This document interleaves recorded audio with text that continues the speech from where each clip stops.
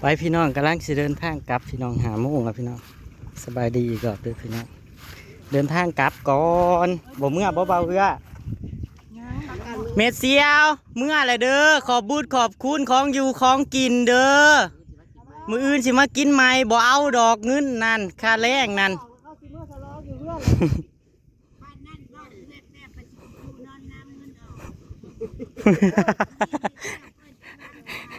มือไม้ก่อนเมสซี่เอามือนี่เฮ็ดจังได๋ซะลูกห้องหาแล้วลูกห้องหาแหละปะใส่ละย่ายเถ่านะ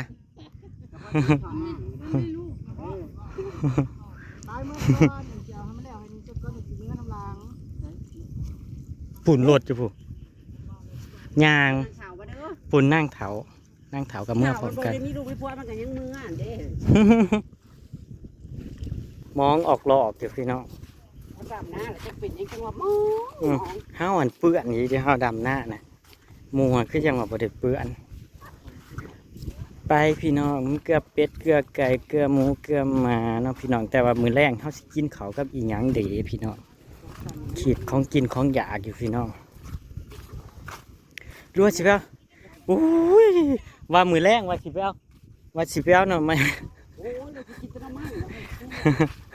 อยากกินต้มหน่อไม้อีกเลยพี่น้องบอกกับว่าถ้าผู้ใดคล้องผู้ใดมากแล้วผู้ถ้ามากถ้าแบบว่าคล้องมากแล้วมันกินยำได้มันกับเบื่อเนาะพี่น้องใครเคยเป็นคือข่อยบอกเจแหลก็ไว้หอดเวลาคำมืดปืดตาแล้วพี่น้องหาโมงแรงแต่ว่าตะเว้นนั่นพูนพี่น้องตะเว้นยังสูงอยู่พูนจอดรถไว้อยู่เทิงพี่น้องปะเจอกันอยู่เพื่อนพี่น้องได้ของฝากแล้วพี่น้องของฝากที่เอาโบเบิร์ตมือนะแมนบอกของพี่ที่ฝากกระเป๋ามาให้วันนั้นเนาะครับขอบคุณเด้อครับเด้อเป็นอยู่ประเทศยังนะเยอรมันอยู่ประเทศเยอรมันเด้อพี่น้องตอนนั้นเที่ยงว่าที่ใต้ให้เบิ้งแหละไปไงเลยแล้วเอาเมื่อแล้วของเรานั่นขอบคุณกางเกงสวยๆกับกระเป๋าสวยๆนะครับเลิกคักแน่เนี่ยโอ้ยคุณแบบไม่ได้หูได้ว่าเป็นยี่ห้อคักแน่แรงเลิกตัวเข้าหัวมาหายไปเบิ้งที่หลังแล้วก็มีของที่อะไรรุ่นให้เป็นเสื้อโปโลพวกนี้ใส่เปิดให้เบิ้งเนี่ยเสือโปโลงามเด้ข่อยคนหนึ่งที่เป็นคนที่มักใส่เสือโปโลได้พี่น้องข่อยมากเสือโปโลเสือข้อแบบนี้งามอยู่พอดีเจ้าได้นะสาวพอดีแบบกับหุ่นเจ้าใส่สลัดฉันนะพรุ่งนี้ฉันก็จะใส่ออกงานนะคะพรุ่งนี้ฉันก็จะใส่ออกงานใส่ออกงานที่ไหนมันจะเข้าในเมียงอ๋อมันจะเข้าในเมียงค่ะอันนี้คือคนงานที่คนงานนอนพี่น้องนอนเลี้ยงกันอยู่นี่เนาะพี่น้องนี่จ้ะเสือเสียถ้ำเผาบ้านเปิดทีวีเบิ่งอย่างสบายใจถามเอาลงมาเปิดข้างล่างไปพี่น้องใส่แล้วกระเป๋าจากพี่แมวนะจ๊ะอุ้ยรองเท้าสวยมากรองเท้านี่ใช่ของเธอของฉันจ้าโน่เบอร์38เธอจะใส่ได้แล้วจ้าไปพอดีคอยเป้เลยคอยเบิ่งทรงแล้วนี่รองเท้านั่นสวยนะรองเท้าไนกี้ใช่อ๋อรุ่นของเก่ารุ่นเหมือนของเก่าของข่อยอยู่เพื่อนนะเปล่าดิอันนี้ของลีโอ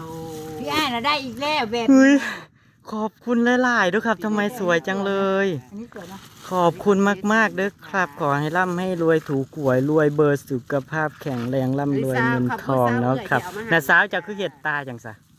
จะคือเห็ดตาจังซะอุ้ยกับเฝ้าหน่อยพิจาคนได้ของฝากวะจะกล่องกันได้ใส่โทรศัพท์พอดีเลยอันหน่อยนะหน่อยอันนี้ข้างในเป็นของเจสีสวยเนาะขอบคุณสาวเอื่อยนำเด้อครับป้ากลับไปเปิดอยู่เพื่อนใหม่ปะเจอกันอยู่เพื่อนด้วยพี่น้อง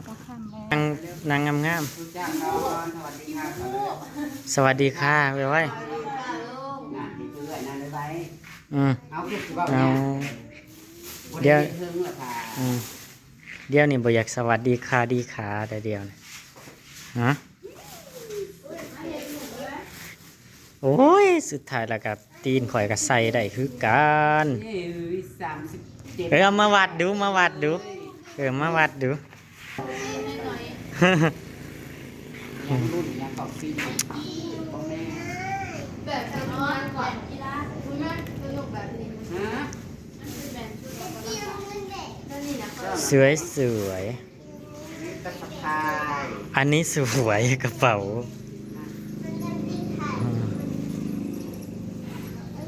แต่จะไม่สะพายตอนที่ดำนาบ่สะพายได้อยันเปื่อนพี่น้องดำหน้าแล้วก่อนจังสีสะพายให้เบิ่งเนาะ คนบ่เคยพอดีทางจัดคอยสมัคร เฮ้ยเพิ่นหอมเกิดเพิ่นดม โอ้ย หวัดดีจ้าก่อนนะไว้หวัดดีจ้า มันมีคนขออีกข้างใน อืม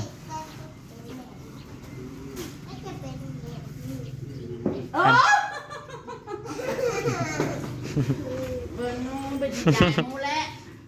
ฮะ เปิดเสือนะไว้ อันนี้ก็เป็นเสื้อ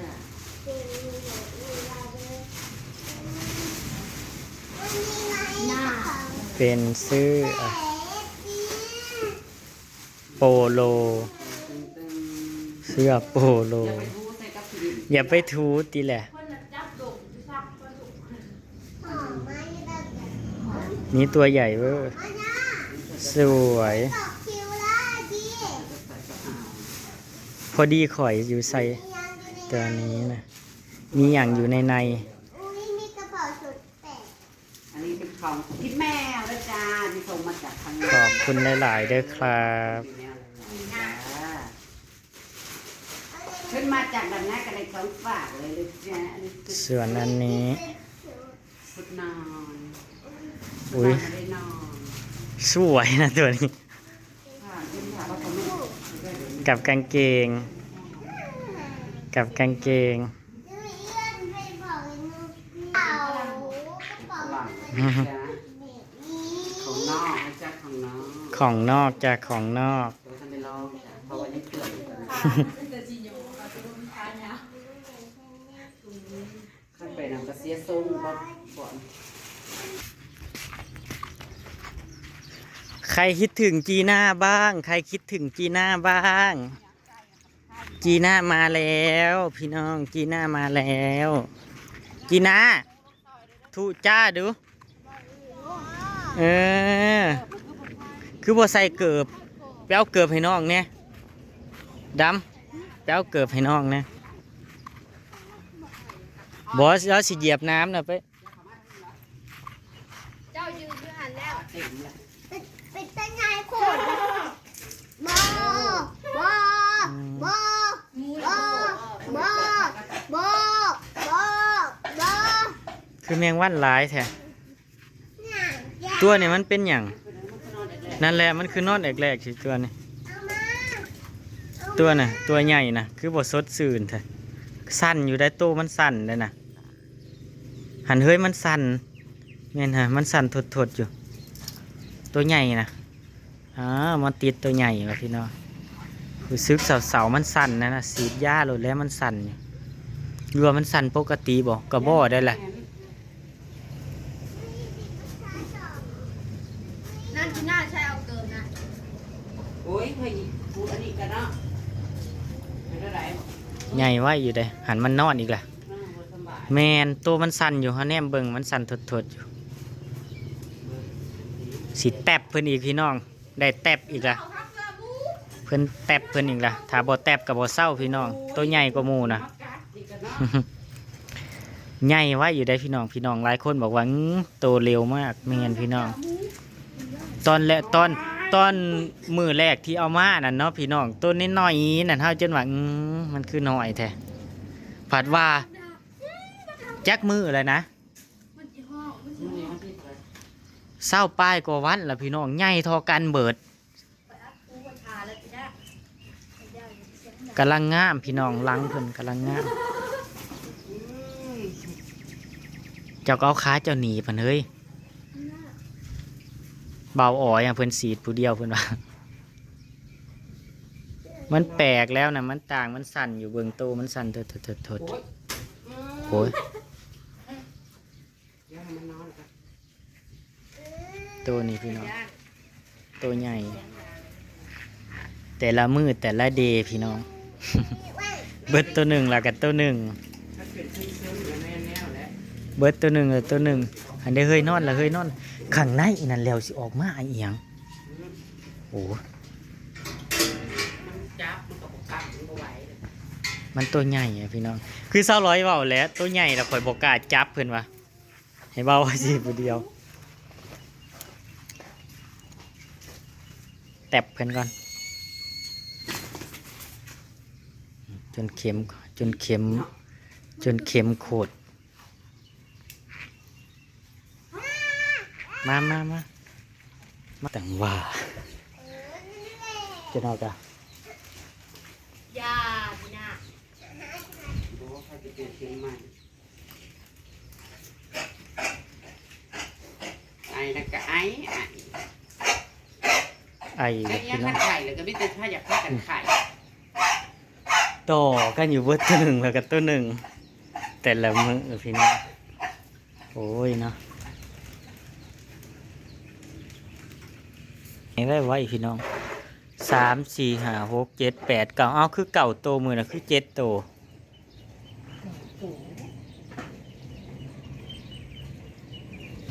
จีน่าไปใส่พอเจ้าอยู่ใส่เพิ่นนอนบ้านคึมอีกแล้วพี่น้องมือนี่พอเพิ่นก็ลงมานอนบ้านคึมคือกันวันนี้พี่น้องปลาลงหน้าปะพอเจ้าอยู่หน้าบ่ไปบ่ไปฮะจีน่าข่อยสิเอาวินมาอยู่กับเจ้าข่อยสิเอาวินมาอยู่กับเจ้าข่อยสิเอาวินมาอยู่กับเจ้าจะสิเล่นน้ำเราอยู่บ่ ขี้มูก โอ้ยเอาขี้หมูไปใส่ เอาส่วนใช้ทางไว้จะมี เอาขี้หมูไปใส่หน้าพี่น้อง มันจังบ่เหม็นในข้าว ตะเว้นตกดินแล้วพี่น้องฮะเปิดบ่ได้บ่เจ้าเปิดบ่ได้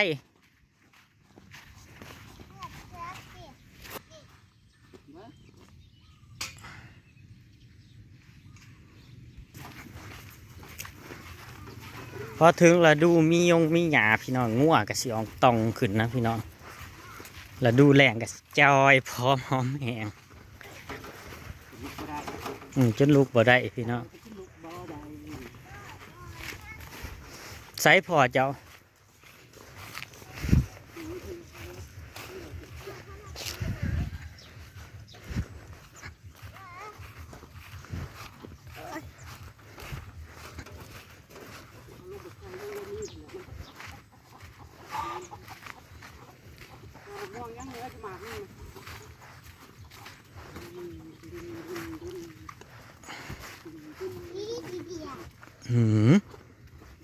ขี้เดียดทำบ่ใส่เกือบย่างดีเด้อสิเหยียบน้ำเด้อเฮาว่าตอนที่เฮามาเบิ่งตอนน่ะฝนบ่ทันตกเด้อเฮาก็คือจังว่ามันบ่งามเด้บัดพอฝนตกลงมาใส่พี่น้องมันก็เขียวขึ้นงามอยู่เด้พี่น้องเขียวขึ้นทันตาเลยพี่น้องตอนแรกที่ฝนบ่ทันได้ตกนั่นเฮามาเบิ่งวันนั้นเฮาว่าคือบ่งามแต่ บัดพอฝนถือลงมาใส่ลงมาเบิ่งใหม่ผัดเขียวขึ้นพี่น้องงามขนาดยังบ่ทันได้คุ้มหญ้าบ่ทันได้ฉีดยาเข้าไปได้พี่น้องฉีดยาคุ้มหญ้ายังบ่ทันได้ใส่ปุ๋ยเร่งเนาะพี่น้องได้สำนี้ก็ถือว่าโอเคละแต่ฟังนั่นของจีน่านั้นงามแห้งพี่น้องฟังเบิ่งมืออื่นนั่งว่าใส่คนมาฉีดหญ้าพี่น้องคุ้มหญ้าเจ้าอยากไปหาพ่อลาดเจ้าก็แลนไปนี่แลนไปขั้นนี่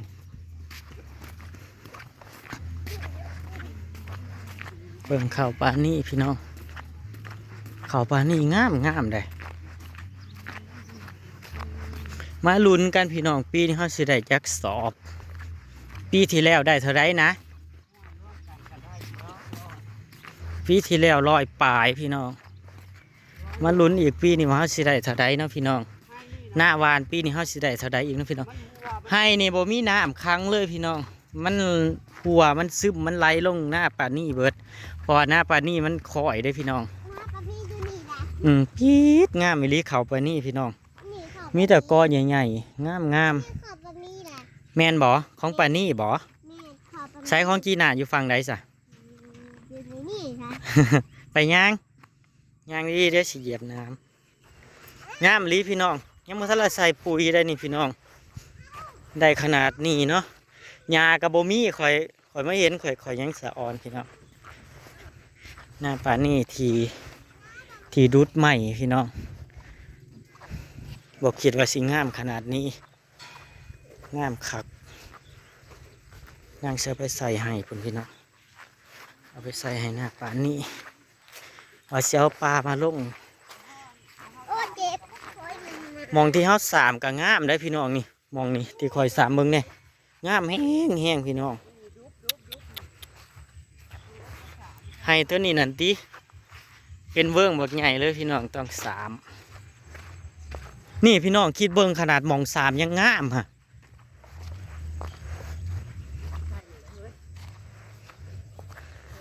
มองสามก็เป็นกอขึ้นพี่น้อง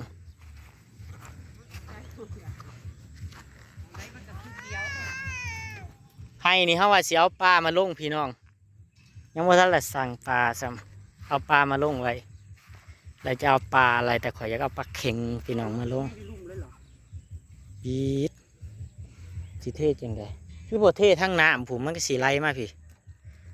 โบเทศทั้งน้ำทั้งเทิง ไปหาเอ่ยซีก่อนเด้อ ให้มันไหลเองเพราะสิเทศมองเดียวน่ะเทใหญ่ๆไม่ใช่ไปเทมองเดียว เอามาร้อยส่วน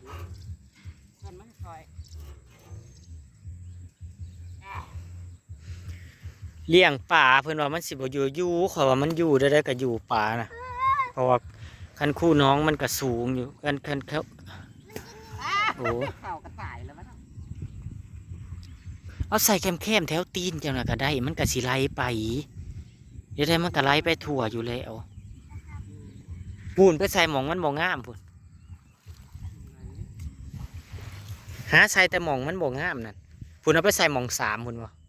พุ่นใส่หมองพังพุ่นน้ำหมองสาม กระพูไม่ได้ดูกระพูไหลใสนั่นแหละร้อยจะลงมามันเป็นมูห้วยนี่ผู้นอนมันออก โน้นนะโอ้ เบิ่งแน่พี่น้องมีแต่กอใหญ่ๆกอสำแขนพี่น้องขนาดเขาว่านใดถ้าเป็นเขาดำนี่ยักษ์สิซ้ำใด น้ำเหยียบเดือด เขาว่านได้ซ้ำนี่ห้วย โอ้ ดีแล้วพี่น้องฮะโอเคเนาะพี่น้อง เหยียบน้ำอะ ขอบคุณพี่น้องเขามารับส้มแล้วก็ฝากคือเก่า โอ้เหยียบน้ำ คือเดิมเนาะพี่น้องสองผัวเมียหาอยู่หากินเนาะพี่น้องมื้ออื่นเขาก็สิไป คือเก่าแล้วพี่น้องดำหน้าไม่เสียมาล่าเห็ดหนุนเห็ดนี่แล้วเขาก็สิไปซ้ายๆพุ่นนะพี่น้องเนาะพี่น้องแล้วอยากแล้วงานอยืนอยู่สั้นแล้วก็ไปพี่น้องไปจนแล้วพุ่นละพี่น้องเนาะไปพี่น้องติดตามคลิปหน้ากันแล้วกันสวัสดีครับผม